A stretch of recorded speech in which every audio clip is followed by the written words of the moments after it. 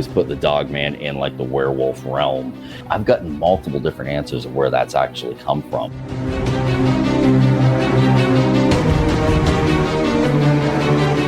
So for him, just send me a message that says, I saw Bigfoot. I just stopped everything I was doing.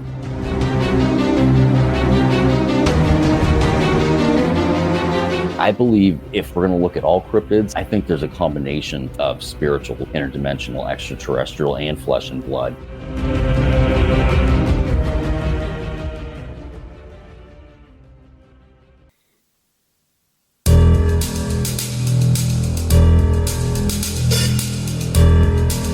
This is the Cryptid Creatures Podcast. I am Brian, and with me, as always, is my co-host Todd. How was your big week, Todd? Man, we're staying busy, talking to people as usual, and getting some editing done, and awesome, putting out some content for everybody. So it's been busy, man. Been busy for sure, as we both are. So busy and always learning. Right, always learning, and still confused. Yeah, right. Right. Probably more so now than when we started. Right. But we have a cool guest tonight. He's an author, and he wrote the book American Cryptids in Pursuit of the Elusive Creatures, and his name is Kenny Irish. The Cryptopunkologist. The Cryptopunkologist is right. That's right. Most everybody in this field should know him. Right. Yep. He's out there. I've heard of him. So he's everywhere. So he does a lot of shows and talking and stuff like that. So yep, this should be a pretty cool show. Yeah, I like his book. I read it, and as you did too, and got some stories we want to talk to him about. So I'm kind of ready to see what's going on here. That's awesome. And if you guys haven't read it yet, pick it up and take a look. It's an easy read. It's very well put together. It's just a good book. So it is. You're right. It is an easy read for sure. So. All right, well, let's not waste any more time. Let's bring Kenny on, man. Let's do it. All right, here we go.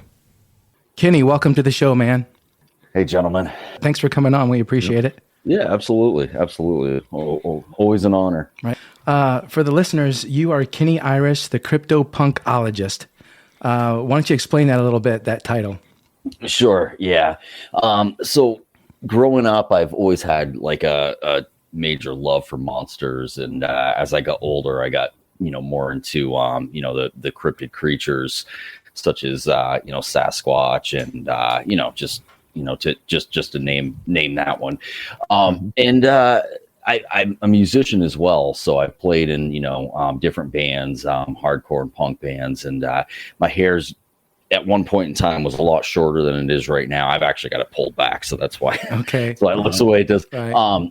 And so I used to kind of wear it more of like a mohawk. And the founder of the group that I'm with, the New York Bigfoot Society, Gary, just said to me one day, he's like, you're like the cryptopunkologist. And I was just like, that kind of works, because it's taking my two passions and just kind of combining them and putting them together. And and obviously, I'm trying to sell books as an author too. And, with, so many books coming out every single day and so many different authors, it's kind of hard to stick out too. But we've gotten to a point now where, again, you jump online and you punch in the Cryptopunkologist or the Cryptopunk, this face pops up now. So, so there's no denying it anymore. And again, it's just, for me, it's like, I really enjoy the fact that, it's a nickname, and people kind of call me the Cryptopunkologist. Usually they just call me by my first name, but it's kind of gotten to a point where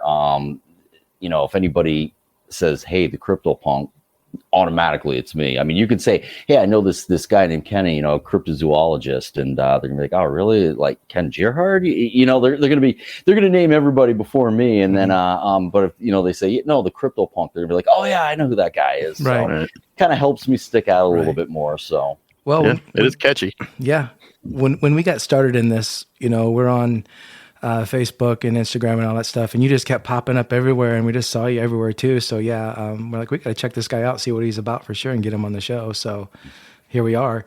Excellent. My plan worked. Yeah, it did. It did work. You are from Vermont, it says, and now you live in New York. Is that right?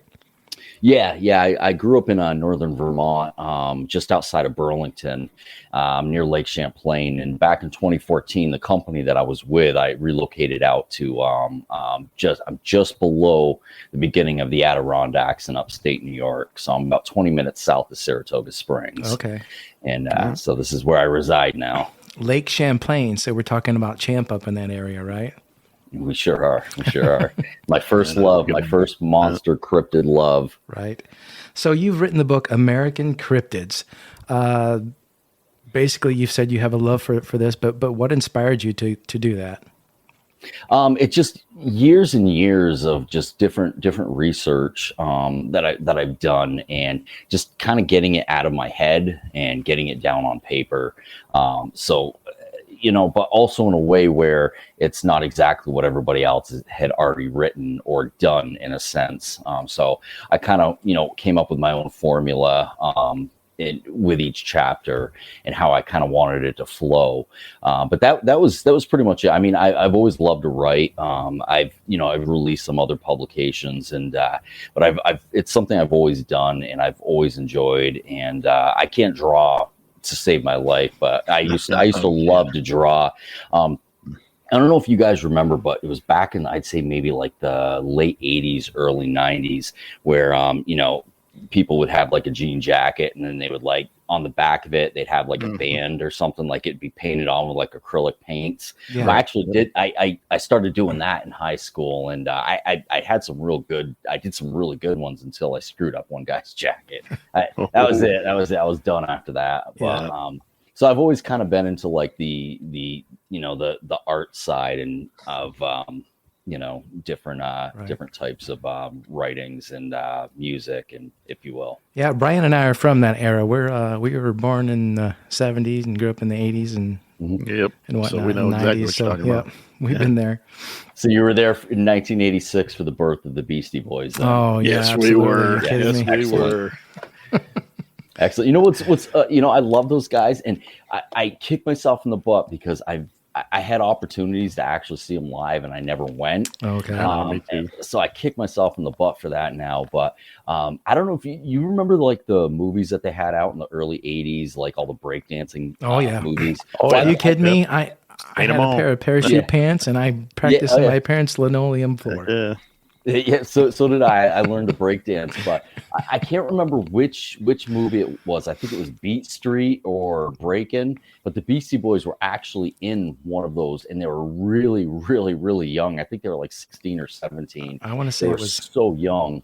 I want to say that was Breakin'. I'm going to look that up and see what that was. But yeah, and it was just a short segment, but they were in there. It was before they like really, really hit it big. So it was pretty awesome. Yeah, so, good. All right, good time to live, right? Good time to live. Oh man, was it a great time? I love the 80s. We could just talk about this all night if you guys want. We could talk about that all night.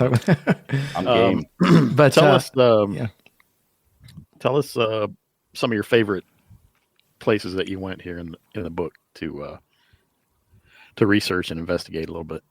Sure. Yeah. I mean, obviously, being from Vermont is my favorite chapter in the whole book, but there's a lot of different places in the book that I've been to, but I would definitely say Vermont would be again just growing up there, but the funny thing is, and I'm staying on topic, but you'll notice I'm one of those guys that kind of gets off topic but then pulls myself back. Mm-hmm. The funny thing is, while I was living in Vermont, other than like the Bennington Triangle, which is down in like southern Vermont, I never really heard of really any type of like Bigfoot sightings or Sasquatch sightings in the state of Vermont.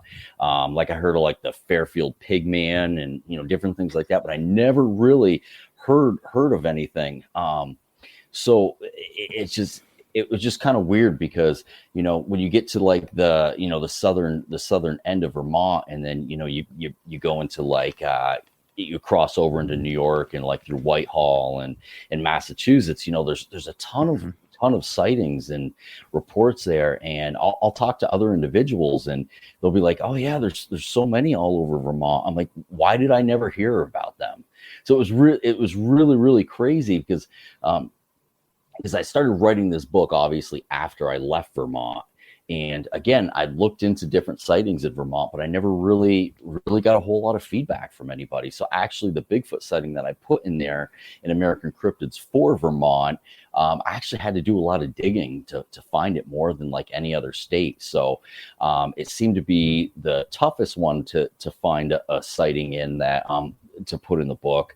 But it was just crazy. It was crazy because, again, you've got the Bennington Triangle where it's not just like Sasquatch. There's all kinds of weird, they say, ghost type of portals and all kinds of craziness that goes on. But other than that, like from there up, I'd never really ever heard of anything. One of the first encounters or stories that you have in your book that I came across that kind of interested me was the Alaska Kodiak dinosaur. Is that something like a Loch Ness monster kind of creature, or what is that? Yeah, yes and no. I mean, from everything that I've read in research, it's like a prehistoric dinosaur that just somehow survived. I don't know how. It definitely, serpentine in sense, but definitely more of a actual like dinosaur figure type of entity, if you will, or creature, not necessarily entity, but yeah. So I mean, there was a lot on it, but yet it was kind of all vague too. Because what I've noticed is like, doing a lot of the research on the different cryptids, unless it's a popular one, when you look them up, you get the same story every single time. Like it's a couple here or a couple there. It's not like, with Sasquatch or Mothman or, something like that, where you get all kinds of encounters, you get all kinds of activity. So there wasn't a whole lot really to go on. But again, it was a legend, that had been out in a mystery, which that's really what keeps me going in these subjects is just the mystery of in legend. Like I love anything legend and lore, so yeah, that is my dog. If you guys hear that, that's okay. Oh yeah. We have that a lot. One thing that I really like about the format and how you put the book together, Kenny, is how, you don't have to pick it up and start from the beginning and read it all the way through. You can go to different parts of the book. I think you break it down by state. Is it all 50 states in there? Yes. You pretty much cover some kind of cryptid being in each state. And I like the fact that there's a lot of different kind of things in there that aren't just Bigfoot. But also in the same sense, you also tell along with, there's a lot of Bigfoot sightings in those states as well, and you try to cover that too. So I just like how you format that together. And like I said, you can just be laying in bed, pick up a book, read a couple stories, here and there, and not have to worry about start to finish, so to speak. And you can read it over and over and over too. So I like that. I like how you set the format up for sure. And it's an easy read. And good. And that was part of the point with it too. Was a lot of the time when I'm reading books, I'm reading them. They're really good books, but a lot of the time it's just kind of like information kind of, being thrown at you. And when I wrote the book, I wanted to do it very different. I didn't want to write it in the same formula that, everybody's already written the books, which that's how it started at first. Like, chapter 1 was Wendigo. Chapter 2 was Mothman. I'm just like, I want to do something different. I want to make it more personal. So I that's when I decided, I'm going to cover all 50 states and I'm going to write it as if not, you're just reading it like as I'm the author, but I wrote it as like, I'm your tour guide and I'm taking you on a journey across the country, to explore unknown mysteries and different legends. It was a lot more fun writing it that way as well, because I didn't feel like I was just putting in, encounters in there, that everybody kind of already knew about. And, and I really, again, the format, like, it's not a book that you pick up and you learn all kinds of this and that, but yeah, at the same time, it opens up with some history on the actual state, which, part of the reason for that was anybody who picks up the book, the first thing they're going to do is go right to either their home state or where they're living now. And they're going to look at it and then they're going to feel like a connection to it. Just based off of that.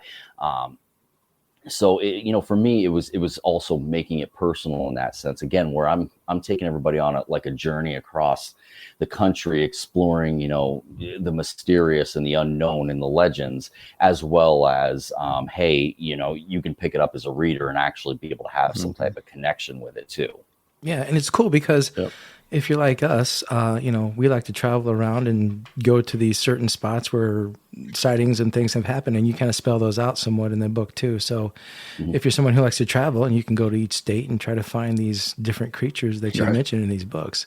But I gotta think it was probably hard on some of these states to do your homework and get some of this information, was it not?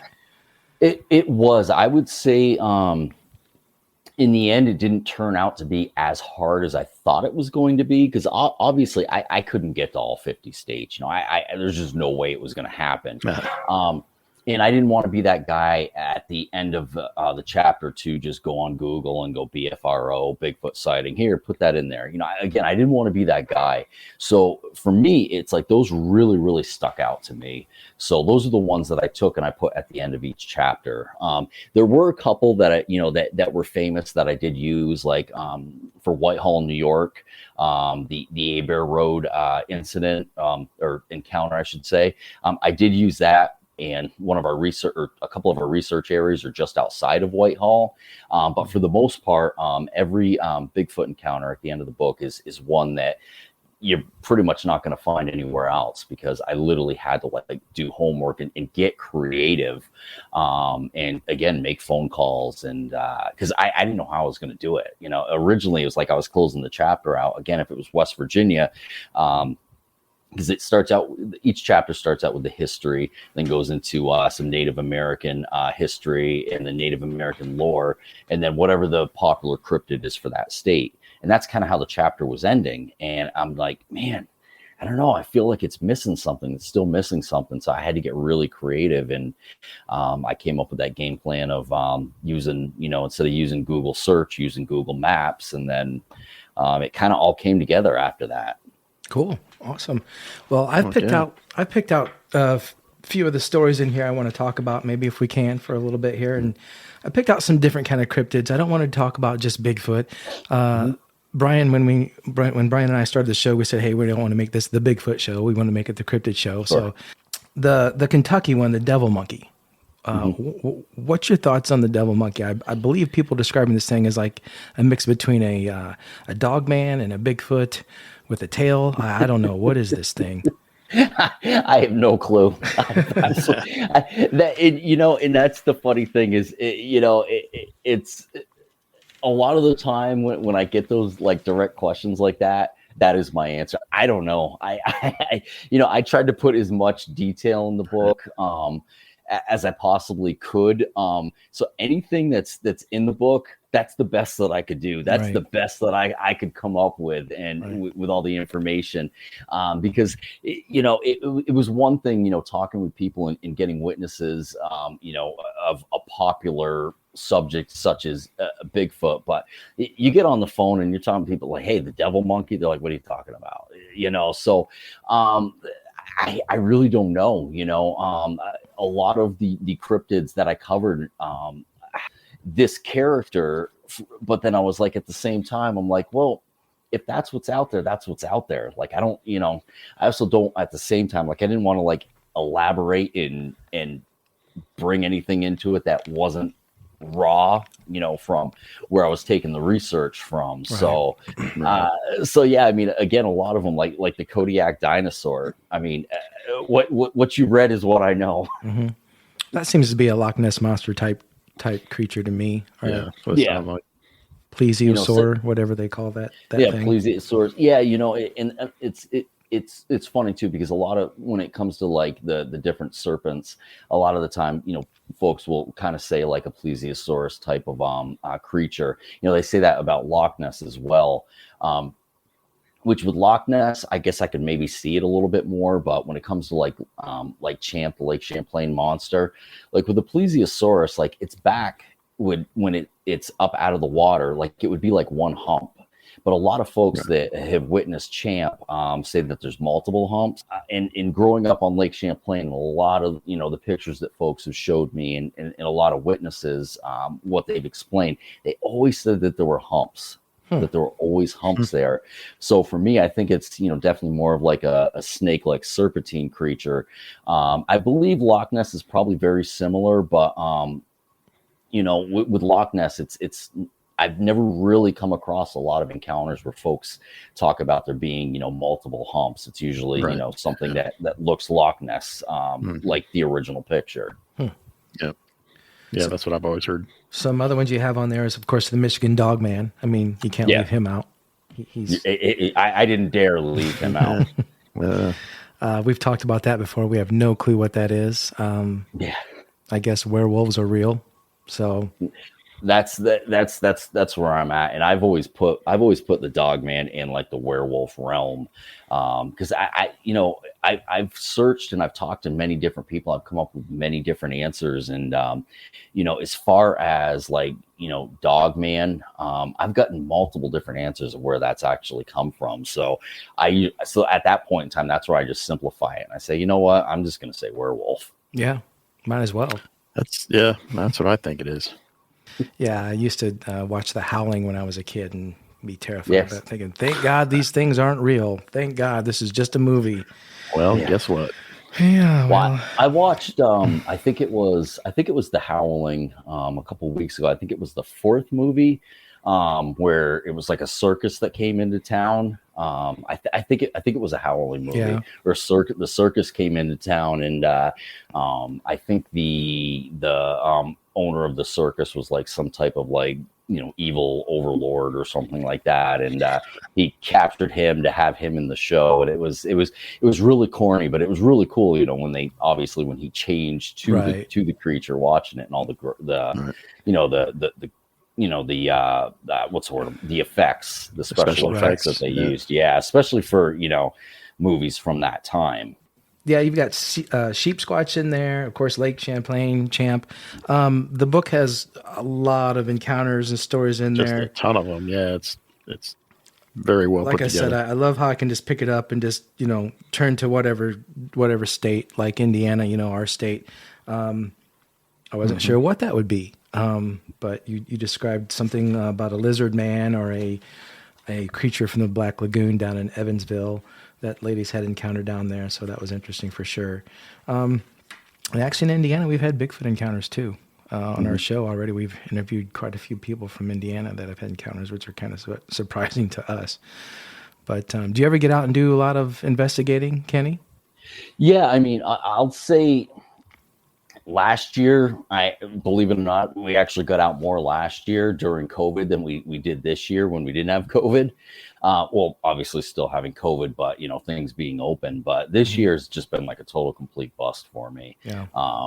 It seems like every time something comes up, another person in the group can't make it or whatever. So it's just kind of been up in the air. So we're hoping before the snow starts flying, we're going to be able to get out. But yeah, we've got a couple areas that are just outside of Whitehall, New York, which Whitehall's the epicenter, Bigfoot sightings on the East Coast. And they actually just had their Sasquatch festival there this last weekend.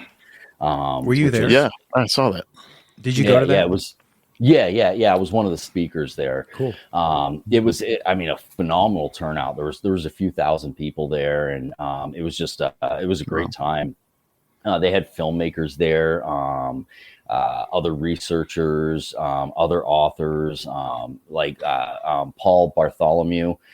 He was there. He's pretty much kind of like the Bigfoot go-to guy of Whitehall, and he's pretty much, in my opinion, the one that kind of put Whitehall on the map. Steve Coles was there. The guy who's he goes as the Squatch detective. He's done a lot of different shows. Like he's been on like Monster Quest and different shows like that. Correct. That's how you say his first name, Saints. God, I'm going to slaughter the guy's name, but there's a couple guys there, that have worked with like Small Town Monsters that make the documentaries. Okay, some of those guys were there. Yeah. So it was a great time. Again, there was a lot of people there, and it was good to be able to get out and be able to, see, people that, you talk to online or whatever, and actually be able to be face to face with them. So it was good. It was the second event this year that I've done, and I've got 2 more this year. And last year I had like 12 events, but as we know, COVID just put a kibosh to all that. So I believe if we're going to look at all cryptids, I think there's a combination across the board of spiritual, interdimensional, extraterrestrial, and flesh and blood. I've had folks when it comes to the Mothman actually, say to me that, they believe it was actually a demon that had come out and shown itself. And so I don't know. I think it's a combination. And until we can actually have one, I guess, right in front of us, and we can actually figure it out. I don't know, but again, it's just at one point in time, I was pretty, I don't want to say I was pretty certain, but I was kind of leaning one way, and now I'm just kind of, I don't know. I mean, it just doesn't, when it starts making sense, then it doesn't make any sense at all. Yeah, you're right. So the more I've dug into it, the more confused I've gotten. You can't rule anything out, and nobody really knows yet. Hopefully someday we will. And that leads into my next question. Why do you think Bigfoot hasn't been discovered yet if so many sightings are going on out there? Are they that elusive? Is there cover up? What's your opinion on that? I would have to say at this point in time, it may be more of a cover up than elusive. I think elusive, yes, absolutely. They've been, talked about for thousands and thousands of years. So obviously survival skills have, been passed down. But I think maybe more sightings, basically in some areas, depending on, a lot of new neighborhoods being built and forest land being taken down. But I even question myself. The founder of our group is even worse than me. So for him to tell me last January, halfway through January, when he was out hiking, and again, he's a wilderness guy. He hikes miles out in the woods on his day off just to turn around and walk back. Me, I would die doing that. He feels accomplished doing that. So, and so not only that, like he knows, his education is in background is in animal behavior. And so he knows what's in the woods. He's also a hunter. So for him back in January to tell me that, hey, just send me a message that says, I saw a Bigfoot. I just stopped everything I was doing. And I'm like, what are you talking about? And right after he saw that, he took his phone out, took a picture. And of course, it just shows like, you could see something there, but you can't really 100% make it out. It was far enough away. But he also had the smarts and kept his head together enough that once he said, saw it turn around and go up over the side of the cliff, over the hill, he also snapped a picture of where it was originally standing. So that way, because a lot of the time you see this one picture there, and then you never see an after picture to show that, whatever is in that picture isn't there anymore. But right after that, minutes right after that, all of a sudden, out of the blue, again, he's like miles into the Adirondacks, 2 forest rangers just show up out of nowhere. And usually when a forest ranger shows up, they just start digging right into you. What are you doing here? What's going on? Blah, blah, blah. It was the other way around. Like Gary had to talk to them to get information out of them. They're real standoffish. So, conspiracy theory. I don't know. Were they tracking what he just saw? I don't know. Maybe they just happen to show up, and again, they normally will go up one side of you and down the other. They'll ask you what property you're on and this and that, and apparently none of that happened. So I don't know, and that's somebody who I know and I trust with my life when I go out into the woods. So I know that he's not BSing me, and again, he's not that type of a person. He's the first person when somebody says, "Hey, listen to this sound. This is a Bigfoot howl." He's like, "No, it's a barred owl." He's the first person to be able to say, "No, I know what this is," because again, that's what his degree's in. And debunking it, huh? yeah. Well, debunking or as we call it, just bringing to light another possibility. Yeah, there you go. Right. So, so for him to be able to say that again, I mean, this is somebody who, I trust with my life when I go out in the woods, because where I'm weak in that area, I mean, he's like the pro. I mean, if somebody gets lost in the woods, you send Gary out there, he'll come back with them and Jimmy Hoffa, I mean, he'll just, so, You guys still looking for Jimmy? I got him right here. Yeah. So I don't know, it very well could be some type of a cover up. Again, I mean, for the longest time, UFOs don't exist. It was a weather balloon. There was a reason for it. Well, now they exist. They haven't said, oh, what, by the way, there's extraterrestrials flying them around. They're more talking about, just, there's unidentified objects that, are out technology. When it comes to technology, they're kind of outperforming us, and which is kind of scary in itself. But and then of course that's another rabbit hole you go in as you start talking about that. I was on a show last night with have you guys ever heard of the Crypto Kid? I'm not sure if I have. Have you, Brian? I don't think so. He's got a radio show, and he's smart as heck. Awesome Check it out, kid. And his name's Colin Schneider, and like we were talking about that last night. And again, it's just like that's the thing with these subjects too, is that there's, I mean, how many times have you started talking about like a real surface situation having to do with any one of these things, and then all of a sudden, like, you realize it's 45 minutes later and you're all down separate rabbit holes trying to figure out how to get back to where you originally started. All the time. There's so much to cover, and nobody really knows, like we said, and until we have a body, until there's some kind of proof. And hopefully someday that'll happen. Thinking about everything in the spectrum of between Dogman and Bigfoot and portals and you name it, it's just crazy. But people are seeing stuff out there for sure. They're not making this stuff up. They have nothing to gain for it. Right. We don't pay anybody to come on the show. But people come on and they tell these encounters, and like you've written a book about a lot of encounters, over 100 or so, probably maybe a couple hundred in there. I'm not sure how many are in there. Yeah. I'm talking about taking a picture. If I saw one, I don't know at this point if I would even, unless I knew I was going to have a long time to stare at it, I don't know that I'd even mess with trying to get my phone out, because I'd miss what I was going to see for those 2 or 3 seconds anyway. I'd probably just take that in and be like, that's my encounter. I saw it. I don't have a picture. I don't need one. It's in my head now. Unless you're going to come up on a family or something that they don't know you're there, or you can video record this thing for several seconds or minutes. A lot of people aren't going to really get a good picture. And if they do, it's probably going to be, sketchy or blurry or whatever. Blurry.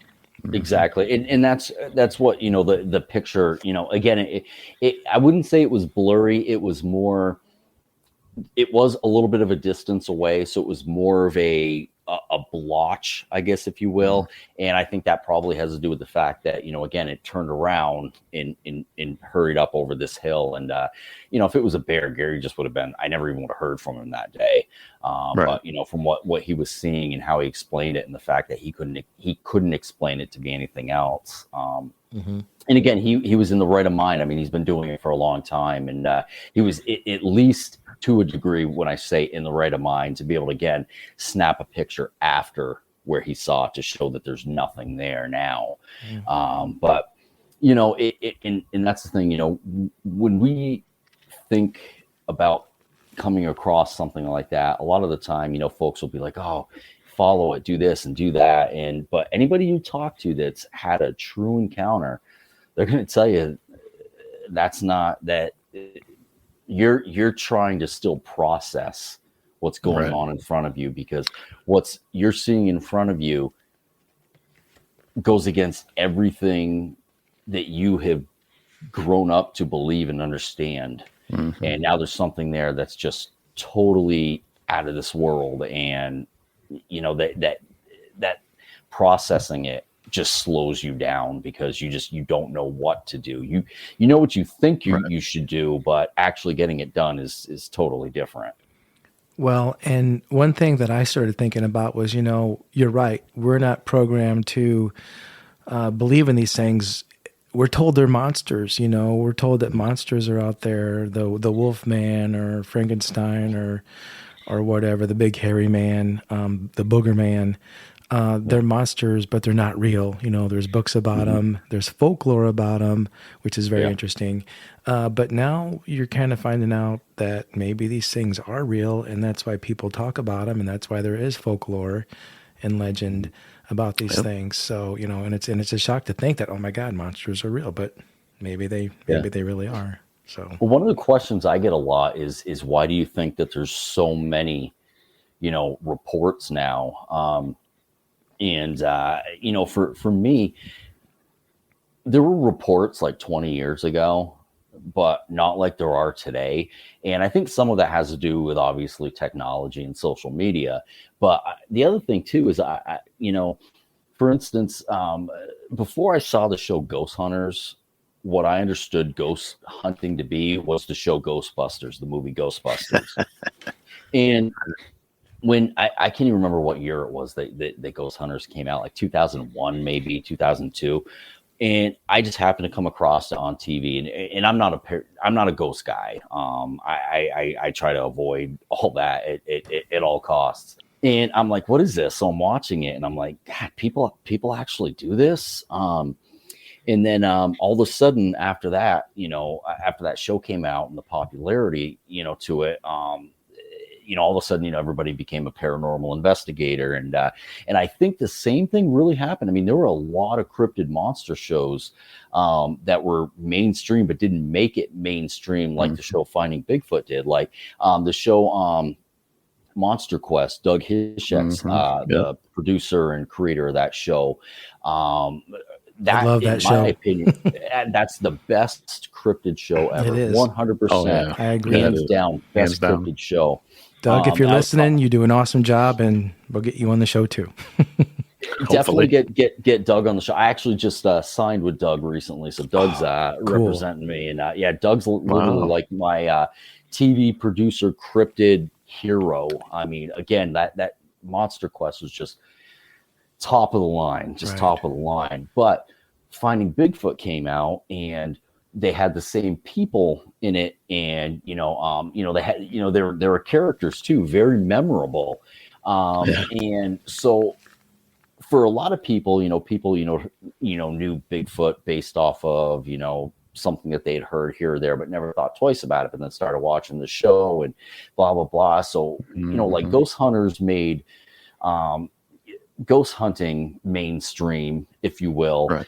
I believe Finding Bigfoot made Bigfoot mainstream and really helped it get it to that next level. And so I think, to be honest with you, I think not just because of social media, but I think the fact that, again, 20 years ago, if you said, hey, I saw a Bigfoot, you're a total complete nut job, and you had to hide in your group. Now it's cool to say that you had an encounter. Now it's okay because there's people out there saying it. So it's not taboo. It's not, it's not, again, you're not nutty. You're still a little crazy, but yet there's people that accept that now. Right. Where before it wasn't. It's the same thing with Dogman. People are like, Dogman seemed to have like taken off in the last 6 or 7 years. Well, again, it's not. Having an encounter, you don't have to live in the dark anymore. If you came across something that you didn't understand or didn't make sense, now there's groups that you can go to, that you can talk to, and that people feel comfortable about it now.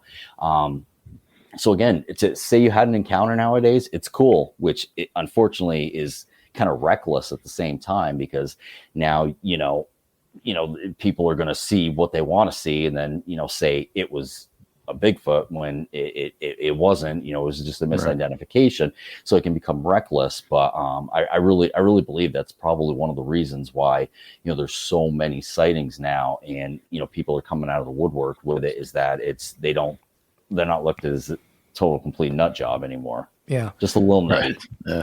And I think that the population is growing on both sides of the fence, Bigfoot and people. I think that nowadays, like you said, it's more acceptable to say, hey, I saw something weird back in the 50s and 60s and 70s and even about the 80s. I mean, people were looked at as goofballs if they said they saw something like that.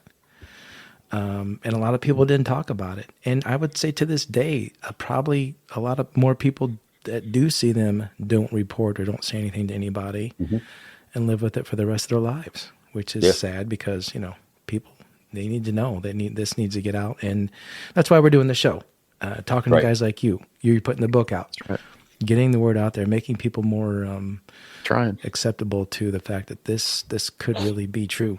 It points to it being true more than not. So, but one more thing, Kenny, before we wrap this up. You're on a show now, is that right? Called Haunted Hospitals? Or are you working on a show with the Travel Channel? I was just going to ask. I filmed with Haunted Hospitals, and actually the episode aired back in, I believe it was June. But you can still catch it on Travel Channel on reruns, as well as the Discovery Plus app. And if you guys don't have the Discovery Plus app, I highly recommend you getting it. Completely worth it. Like every show is on there, and it's phenomenal. Yep. So you can catch it on there. It's season 3, episode 2 that I'm in. Okay. I'll check it out. We'll check that out.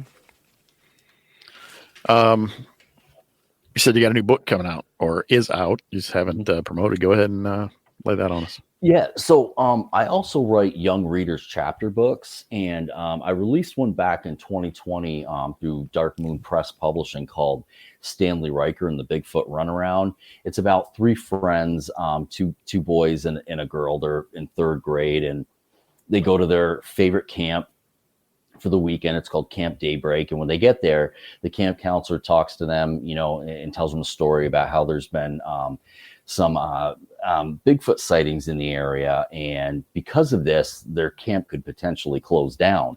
So they get together and come up with a plan to capture the Bigfoot, turn the Bigfoot into the sheriff, and be able to save the camp. Cool. So cool. That's called Stanley Riker and the Bigfoot Runaround. All right. And again, that was through Dark Moon Press. American Cryptids in Pursuit of the Elusive Creatures, the one we were talking about earlier that covers all 50 states. That was actually released through Beyond the Fray Publishing, who also represents like Ken Gerhardt and a lot of the big names in cryptids and the paranormal. But my second young readers chapter book, it's called Alexandra in the Moonlight Caper. It's the same 3 characters, but what I like to do is I like to change up the main character in it, meaning Stanley Riker was in the Bigfoot book, like he was the main character. In this one, Alexandra actually steps up and she's the main character in it. She's the voice of it. So it kind of that way, if there's a young lady that picks up the book, she doesn't feel like, okay, well, this is just a boy voice through the whole thing. There's a variety there. But it's called Alexandra in the Moonlight Caper, and it dunks. Right on. Well, man, we appreciate you coming on and talking to us. Yeah, so much, man. This was fun. Are you still out there playing any punk music? That's my last question. I have retired the stages, although I did back in March finally take the step and I bought a drum set because I always wanted to be a drummer, So that one Christmas, I got a guitar and an amplifier. So I'm like, all right, whatever. So I learned to play the guitar. So every time there was an opportunity to play in a band, it was guitar, or then I ended up, picking up the bass. But so it was always either bass or guitar, and always wanted to play the drums. So I finally just jumped last March, and I got a set now, and I'm learning to play it. And nice. I don't know. Maybe it'll not too late, man. Wind. It's not too late. Maybe you got connections. I'm guitar, sure. Maybe you guys can get together. Yeah, we could jam out sometime. Well, Brian, you got anything else for Kenny before you let him out of here? We really appreciate you coming on. Finally, the book is really awesome. Yeah. Keep doing what you're doing, man. Enjoy it. To the listeners, it's American Cryptids in Pursuit of the Elusive Creatures, Kenny W. Irish. So make sure you get a copy of that out there and check out his other books as well. And we'll be watching for your up and coming shows, and we'll be looking forward to meeting you and seeing you at Crypticon as well, Kenny. Yeah, it's going to be awesome. Definitely. Right on, I know. We're excited. I can't wait. Yeah. It's gonna be fun. They got a great lineup of people there. I'm one of the speakers, but man, I'll tell you, I'm going to be more up, hanging out with. I mean, I'm just so excited about it. Definitely. Next month, I'm going to be in Indiana at DeadCon. And I'm that's looking forward to that. right. Where's that at? Yeah. Where's DeadCon at? Fort Wayne, Indiana. What date? That's not, Brian, we got to go. far from us. We got to at least go and hang out. Yeah, it's. I think it's the 15th, 16th, and 17th. But I mean, it's like Ken Gerhard's going to be there. The guys from Ghost Hunters are going to be there.